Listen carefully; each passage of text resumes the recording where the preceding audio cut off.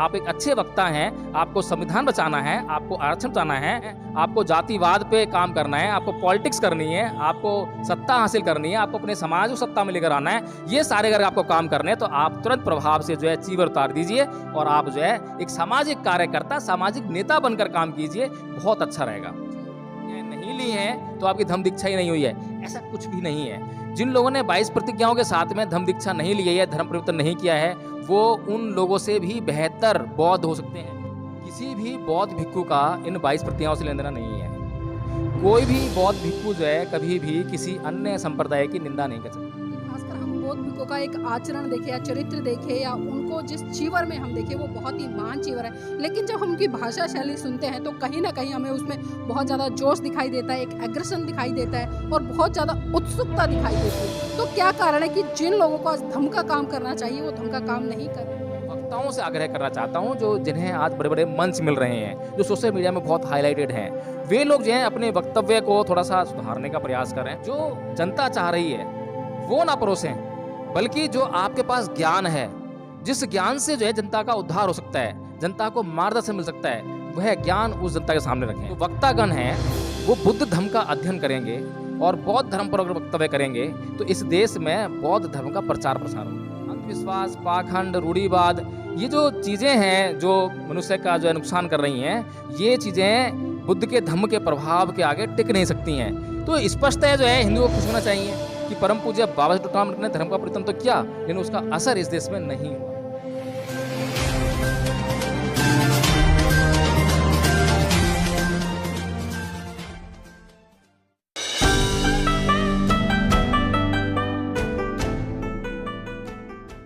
नमस्कार, आप देख रहे हैं एनबी न्यूज़ 24/7 नीलम बौद्ध के साथ। साथियों, आज मैं बात करूंगी 22 प्रतिज्ञाओं को लेकर, क्योंकि 22 प्रतिज्ञाओं पर जो बवाल पूरे देश में मचा हुआ है अभी वो शांत होने का नाम नहीं ले रहा है। और खासकर बौद्ध धर्म में 22 प्रतिज्ञाओं का क्या महत्व है, इसी विषय पर चर्चा करने के लिए आज मेरे साथ में एडवोकेट जय भीम प्रकाश जी हैं। उन्हीं से जानना चाहूंगी, सर, जिस तरह से आप धर्म की जानकारी भी रखते हैं और अभी आपने वर्तमान में बुद्धिज्म से स्टडी किया, तो जानना चाहूंगी जो 22 प्रतिज्ञाएं खासकर बौद्ध धर्म में उनका क्या महत्व है? देखिए नीलम जी, सबसे पहली बात तो ये है कि 22 प्रतिज्ञाएं बौद्ध धर्म का हिस्सा नहीं हैं। बौद्ध धर्म में कहीं पर भी बौद्ध साहित्य में 22 प्रतिज्ञाओं का कोई जिक्र नहीं है। और बौद्ध साहित्य की जब हम बात करते हैं तो बौद्ध साहित्य के दो भाग हैं। पहला भाग तो वो है जो त्रिपिटक कहलाता है, जिसमें कि सुत्त पिटक, विनय पिटक और अभिधम्म पिटक है। और उसके बाद जो बौद्ध विद्वान हुए, बड़े बड़े इतिहासकार हुए, बौद्ध विद्वान हुए, उन्होंने जो बौद्ध साहित्य के ऊपर जो है टीका टिप्पणियाँ की हैं, तो वह भी बौद्ध साहित्य में शामिल है। इस सारे साहित्य में कहीं पर भी 22 प्रतिज्ञाओं का कोई जिक्र नहीं है। लेकिन ये समझने वाली बात है कि जब कोई व्यक्ति कोई धर्म छोड़कर बौद्ध धर्म ग्रहण कर रहा है तब वह 22 प्रतिज्ञाओं का रोल होता है। लेकिन जब है 22 प्रतिज्ञाओं का आचरण करके और पूरा अपने आप को जो है डिटरमाइन कर लेता है, एक तरफ कर लेता है कि मैं बौद्ध हूँ, तब उसके पास उसके लिए कोई 22 प्रतिज्ञाओं का महत्व नहीं है। अब उसको जो है सिर्फ बौद्ध धर्म का अध्ययन करना है, बौद्ध धर्म के जो नियम कायदे कानून हैं उनके हिसाब से वो उसको अपने जीवन जो चलाना है, ये बहुत ज़रूरी है। अब यहाँ पर समझने वाली बात ये है कि परम पूज्य बाबा साहेब डॉक्टर भीम अम्बेडकर ने जो 22 प्रतिज्ञाएं दी थी, ये इस बात के लिए दी थी ताकि जो उनका समाज है, जिस धर्म को छोड़कर और किसी नए धर्म को अपना रहा है, तो वहाँ पर एक स्पष्ट विभाजन रेखा होनी चाहिए। अगर वहाँ पर स्पष्ट विभाजन रेखा नहीं होती है तो व्यक्ति का जीवन जो है पहले से भी ज़्यादा जो है बहुत ख़राब हो सकता है, क्योंकि ना तो व्यक्ति इधर का रहेगा ना उधर का रहेगा। कहते हैं कि धोबी के कुत्ता ना घर का ना घाट का, और ये भी कहता है कि दो नावों में पैर रखने वाला जो है वो डूबने का ही खतरा रहता है, और डूबता ही है वो अक्सर जो है। तो इस डूबन से बचाने के लिए परम पूज्य बाबा साहेब डॉक्टर भीम अम्बेडकर ने, क्योंकि उनके ऊपर बहुत बड़ी जिम्मेदारी थी अपने समाज का नेतृत्व करने के लिए, तो अपने समाज को उन्हें लीड करना था धम्म के मामले में, एक धम्म का मार्ग उनको दिखाना था। तो अगर धम्म का मार्ग भी दिखाया, लोगों ने उसको अपनाया भी, लेकिन उनको कुछ फ़ायदा नहीं हुआ, तो इसकी तोहमत भी परम पूज्य बाबा साहेब डॉक्टर अम्बेडकर पर आने वाली थी।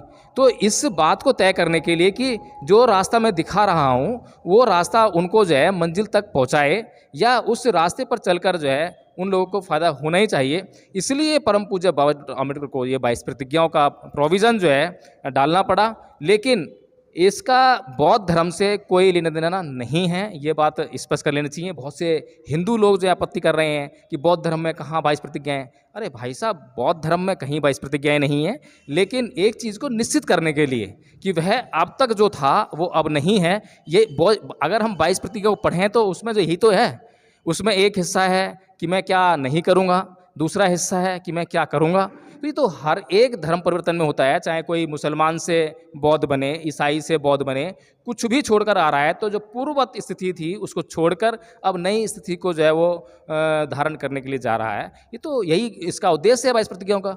सर साथ साथ ये भी जानना चाहूँगी, जिस तरह से लोग बात कर रहे हैं और चर्चाएं हो रही है, क्योंकि जो हिंदू धर्म के लोग थे वो हिंदू धर्म छोड़ के बौद्ध धर्म की शरण में आए, तो क्या ये सवाल बनता है कि जो मुस्लिम है या जैन है या सिख है या ईसाई है, वो लोग अगर अपने धर्म को छोड़ के बुद्धिज़्म में आते हैं तो वो किस तरह की प्रतिज्ञाएं लेंगे?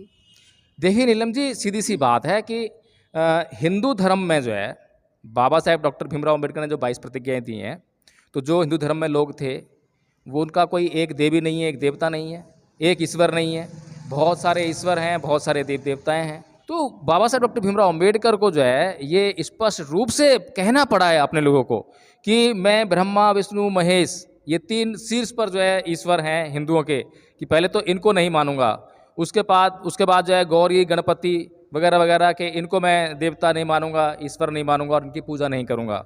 विष्णु का अवतार हैं, मतलब जितना भी पाखंड हिंदुओं ने जो है इस देश में फैला रखा था उसको स्पष्ट करते हुए एक एक प्रतिज्ञा दिलानी पड़ी है।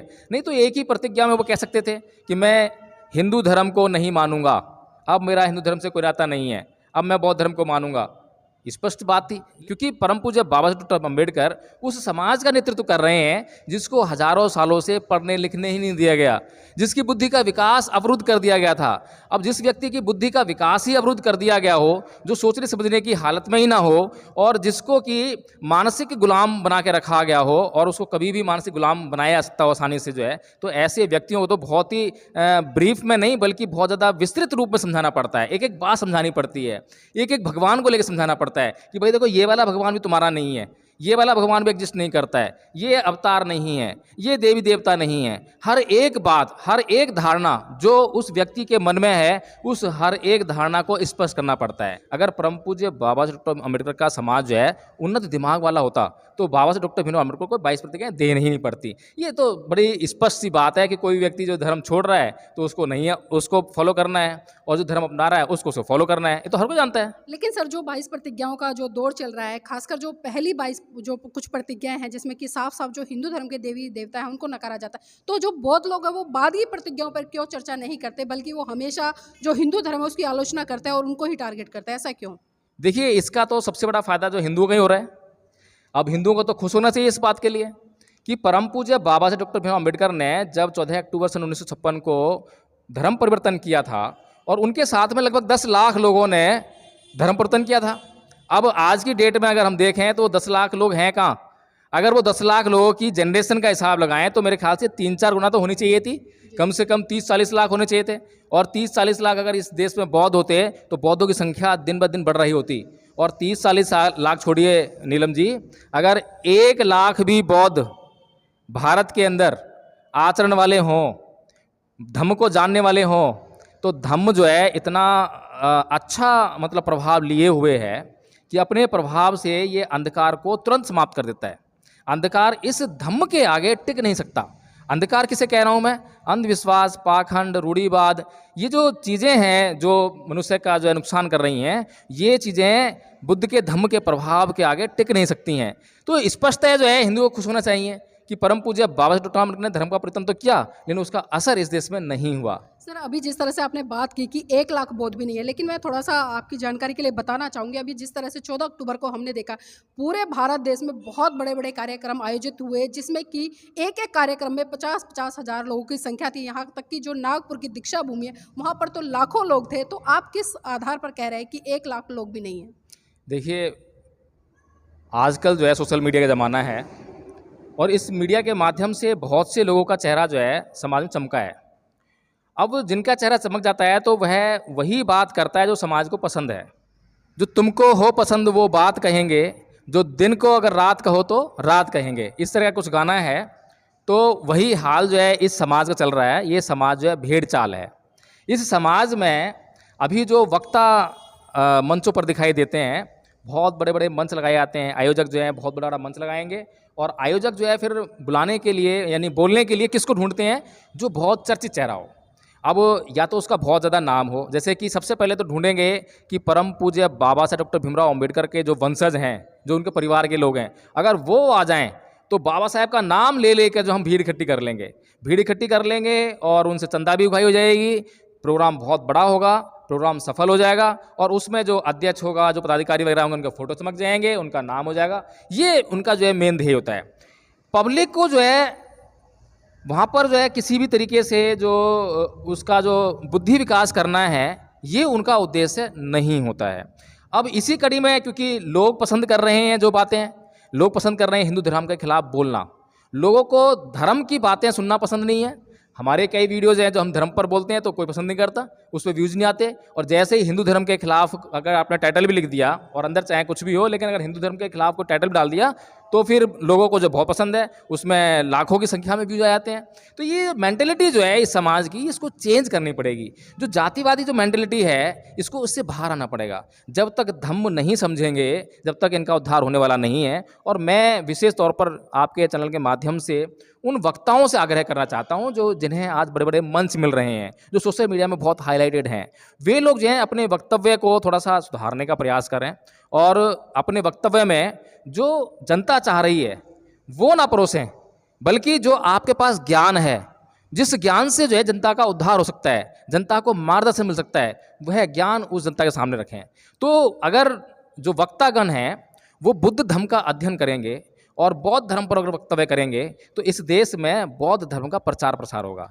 मैं इस बात से बड़ा व्यथित हूँ नीलम जी कि इस देश में बौद्ध धर्म का ज्ञान रखने वाले बहुत कम विद्वान लोग हैं, और जो लोग विद्वान हैं, बौद्ध धर्म का ज्ञान रखते हैं, उन लोगों को मंच नहीं मिलते हैं अपनी बात कहने के लिए। और ना ही उनको मीडिया, जो भोजन मीडिया जिसे कहते हैं, भोजन मीडिया उनको भी कवर नहीं करती है। वो इसलिए कवर नहीं करती है क्योंकि उनके वीडियो चलेंगे नहीं। अब उनके वीडियो चलेंगे नहीं तो भोजन मीडिया को रिवेन्यू नहीं आएगा, और रिवेन्यू नहीं आएगा तो फिर वो उसका इंटरव्यू क्यों लेंगे, क्यों उसकी बात जो वहाँ पे सुनाएंगे। ये बहुत बड़ा नुकसान जो है समाज को हो रहा है। समाज जो है जातिवाद के दलदल में लगातार फंसता चला जा रहा है, सांप्रदायिकता के दलदल में लगातार फंसता जा रहा है। वह जो है धर्म के नाम पर बस संख्या बल इकट्ठा करने में लगा हुआ है, धार्मिक परिवर्तन नहीं कर रहा है, स्वभाव में परिवर्तन नहीं कर रहा है। वह सिर्फ संख्या को बढ़ाने के लिए, ताकि उसका राजनीतिक लाभ उठाया जा सके, बस इसी पर लगा हुआ है। सर, जाते जाते एक आखिरी सवाल लेना जरूर चाहूँगी आपसे, क्योंकि जिस तरह से हम देख रहे हैं कि आज मंचों पर जो बौद्ध भिक्खु हैं, क्योंकि खासकर हम बौद्ध भिक्खुओं का एक आचरण देखें या चरित्र देखें या उनको जिस चीवर में हम देखें वो बहुत ही महान चीवर है, लेकिन जब हम उनकी भाषा शैली सुनते हैं तो कहीं ना कहीं हमें उसमें बहुत ज़्यादा जोश दिखाई देता है, एक एग्रेशन दिखाई देता है और बहुत ज़्यादा उत्सुकता दिखाई देती है। तो क्या कारण है कि जिन लोगों को आज धर्म का काम करना चाहिए वो धर्म का काम नहीं कर रहे हैं, और जिन लोगों को राजनीति करनी चाहिए वो धर्म का काम कर रहे हैं? तो इन दोनों चीज़ों में कितना बड़ा फ़र्क है और खासकर क्या मैसेज देंगे इन चीज़ों को लिए? देखिए नीलम जी, आपने बहुत सवाल किया, क्योंकि मैं बार बार जो है मेरे इंटरव्यूज होते हैं कई बार जो है, और मैं बार बार ये बताना भूल जाता हूँ लोगों को जो है कि जो 22 प्रतिज्ञाओं का जो मैटर जो है, किसी भी बौद्ध भिक्खु का इन 22 प्रतिज्ञाओं से लेना देना नहीं है। कोई भी बौद्ध भिक्खु जो है कभी भी किसी अन्य संप्रदाय की निंदा नहीं कर सकता। उसको निंदा करने से जो है सदैव जो है अपने आप को बचित रखना चाहिए। प्रति प्रश्न पैदा करने चाहिए उसको, जो है लोगों को समझाने के लिए जिस चीज़ की जरूरत है वो करनी चाहिए। लेकिन जो डॉक्टर भीमराव अंबेडकर के द्वारा दी गई 22 प्रतिज्ञाएं, आप ध्यान से जरा इस बात को सुनिएगा कि जो बाबा साहब डॉक्टर भीमराव अंबेडकर 14 अक्टूबर 1956 को मंच पर खड़े होकर अपने लोगों को 22 प्रतिज्ञा दिलवा रहे हैं, वहाँ कोई बौद्ध भिक्खु वो 22 प्रतिज्ञा नहीं दिलवा रहा, बाबा साहेब दिलवा रहे हैं। क्योंकि बाबा साहेब एक सामाजिक कार्यकर्ता हैं, बाबा साहेब समाज का उद्धार चाहते हैं, वे कर सकते हैं ये सब जो है। लेकिन कोई भी बौद्ध भिक्खु अगर खड़ा होकर मंच के माध्यम से और 22 प्रतिज्ञाएं दिलाए या 22 प्रतिज्ञाओं में शामिल हो, ये उसके लिए शोभनीय नहीं है। उसका काम है दीक्षित करना। कोई भी व्यक्ति हिंदू धर्म छोड़कर आया है और हिंदू धर्म छोड़कर आने के बाद जब बौद्ध धर्म में दीक्षित होना है, तो उसका जो बौद्ध भिक्खु का काम है वह काम है कि उसको दीक्षित करे, और उसके बाद जो है उसको दीक्षित करने के बाद उसको शिक्षित करे, बौद्ध धर्म की शिक्षाएं उसको दे। लेकिन बौद्ध धर्म में आने से पहले, दीक्षित होने से पहले 22 प्रतिज्ञाओं का जो रोल है कि जो सामाजिक कार्यकर्ता हैं वो उनको जो है 22 प्रतिज्ञा दिलवा सकते हैं, वे उनको 22 प्रतिज्ञा दिलवाएं। लेकिन कोई ऐसा सर्टिफिकेट बनाने की जरूरत नहीं है। ना ही ऐसा सर्टिफिकेट को इशू किया जाता है कि 22 प्रतिज्ञाओं के साथ में आपने जो है धम्म दीक्षा ली है। आपने 22 प्रतिज्ञाएं नहीं ली हैं तो आपकी धम्म दीक्षा ही नहीं हुई है, ऐसा कुछ भी नहीं है। जिन लोगों ने 22 प्रतिज्ञाओं के साथ में धम्म दीक्षा नहीं ली है, धर्म परिवर्तन नहीं किया है, वो उन लोगों से भी बेहतर बौद्ध हो सकते हैं। उदाहरण के लिए मैं अपना उदाहरण देता हूँ। मैंने कभी भी जो है 22 प्रतिज्ञाओं के साथ में धर्म परिवर्तन नहीं किया है, क्योंकि मैं बाई बर्थ बुद्धिस्ट हूँ। मेरे लेकिन सर लोग ये भी तो कहते हैं कि बिना 22 प्रतिज्ञाओं के बौद्ध धर्म अधूरा है। फिर आप किस तरह से ये कह रहे हैं कि जो लोग बिना 22 प्रतिज्ञाओं के धर्म लेते हैं वो सर्वोपरि हैं? नहीं, मैं ये नहीं कह रहा कि जो 22 प्रतिज्ञाओं के बिना धर्म लेते हैं, धर्म परिवर्तन करते हैं, वो सर्वोपरि हैं। मैं ये कह रहा हूँ कि 22 प्रतिज्ञाओं का रोल जो है कहाँ तक है, किसके द्वारा होना चाहिए। दीक्षित होने से पहले सामाजिक कार्यकर्ता जो है, जो कि लोगों को जागरूक करने का काम करता है, ये 22 प्रतिज्ञा जागरूक करने के लिए तो हैं कि भाई आपको क्या करना है क्या नहीं करना है, ये बताने के लिए हैं। बौद्ध भिक्खु जो है, जब आप दीक्षित हो जाओगे तो बौद्ध भिक्खु आपको बुद्ध के धम्म के तत्व सिखाएगा कि आपको पंचशील का आचरण करना है, आपको अब अष्टांगिक मार्ग का पालन करना है, अब आपको विपස්සना करनी है, अब आपको धम्म का ये वाला अध्ययन करना है। ये बुद्ध के धम्म की जो बातें हैं वो बताएंगे, ठीक है। उसके अलावा जो है एक बौद्ध भिक्खु सामाजिक उद्धार का भी कार्य करता है, ऐसी बात नहीं है। इसको कहना जाता है कि समाज कार्य नहीं करता वो बौद्ध भिक्खु जो है, बल्कि वह सबसे बड़ा समाज सेवक होता है। बौद्ध भिक्खु समाज के लिए अपना सर्वस्व निराछावर करने वाला होता है, सब कुछ त्याग कर देता है, बलिदान कर देता है। लेकिन वो बौद्ध भिक्षु जो है उस शैली में बात नहीं करता है जिस शैली में ये 22 प्रतिज्ञाएं हैं। 22 प्रतिज्ञाएं तो शुरुआती वहाँ से करती हैं, लेकिन जो बौद्ध भिक्षु जो है जब शुरुआत करता है तो वो पहले से जो है कटाक्ष नहीं करता, बल्कि सामने से प्रश्न आता है, वह प्रति प्रश्न रखता है। बुद्ध का आप आचरण देखिए, बुद्ध ने भी तो समाज की जो कुरीतियों को मिटाया है, अंधविश्वास को मिटाया है, लेकिन बुद्ध के पास जब भी कोई आया तो जो प्रश्न उन्होंने किया उसके प्रति प्रश्न उन्होंने उठाया, उसके विरुद्ध एक प्रश्न पैदा किया, उस प्रश्न का उत्तर उन्होंने उससे जानना चाहा और उसके प्रश्न का उत्तर बुद्ध के किए गए प्रश्न में ही शामिल होता था। तो इस तरह की बड़ी शालीन और सभ्य भाषा, सभ्य आचरण के द्वारा जो है इस धर्म का प्रचार प्रसार होना चाहिए। और जो आपका सवाल था कि एक बौद्ध भिक्खु जो है उसका जो आचरण है वो किस तरह का होना चाहिए, आज जो हम बौद्ध भिक्खु का आचरण देख रहे हैं, जो मंच के माध्यम से सुनते हैं, तो आज बौद्ध भिक्खु जो हैं संविधान बचाने में लगे हुए हैं, आरक्षण बचाने में लगे हुए हैं, देश में लोकतंत्र बचाने में लगे हुए हैं, जबकि बौद्ध भिक्खुओं का इन बातों से कोई मतलब नहीं है। बौद्ध भिक्खुओं का मामला होना चाहिए कि ज्ञान का, बल्कि वो ये भी नहीं कह सकते कि धर्म को बचाना है धर्म को बचाने की बात भी बहुत भिक्खु नहीं कह सकता। जैसे हिंदू लोग कहते हैं या और अन्य संप्रदाय कहते हैं कि धर्म खतरे में, धर्म बचाना। भैया धर्म खतरे में कभी नहीं होता है। खतरे में होती है तुम्हारा अहम, तुम्हारा अहंकार, तुम्हारा संप्रदाय, तुम्हारा गुट, तुम्हारा वर्ग, ये सब जो है खतरे में होते हैं। लेकिन धर्म को खतरा क्या? धर्म तो सनातन है, सर्वकालिक है, सार्वजनीन है, सार्वभौमिक है, तो हर जगह है। जो उसको ग्रहण करेगा वो उसका हो जाएगा।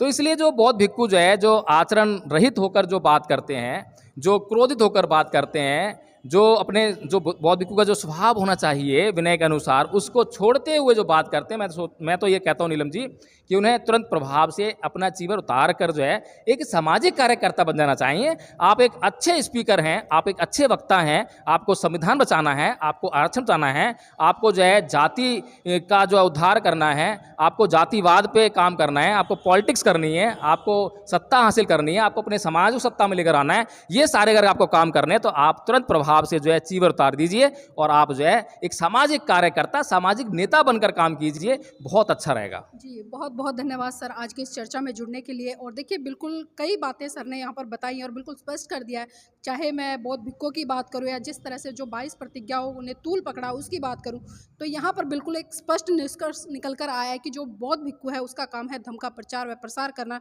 ना कि मंचों के माध्यम से उग्र भाषण देना या जो एक चीवर पहनकर अपने आप को एक नेता के रूप में प्रस्तुत करना। क्योंकि आप बौद्ध भिक्खु है और धर्म की कुछ गरिमाएं होती है, अगर आप धर्म को सही रूप में मनोसात करके प्रचारित व प्रसारित करेंगे तो सही रूप में बुद्ध की वही विचारधारा जिससे कि भारत गौरवान्वित हुआ वो होगी। और जिस तरह से जो 22 प्रतिज्ञाओं को लेकर बवाल मचा है, वो 22 प्रतिज्ञाएं किस लिए दी गई हैं, क्यों दी गई हैं, पहले लोगों को ये समझना पड़ेगा, ना कि बेफालतू में आकर उन पर अनाप शनाप टिप्पणियां करना। और खासकर एक दूसरे के धर्म पर जो टीका टिप्पणी करते हैं उसको भी हमें छोड़ना पड़ेगा, क्योंकि जो सही है और जो सत्य है और जो सनातन है उसको समझना पड़ेगा, तभी हम सही रूप से धर्म का प्रचार व प्रसार कर पाएंगे।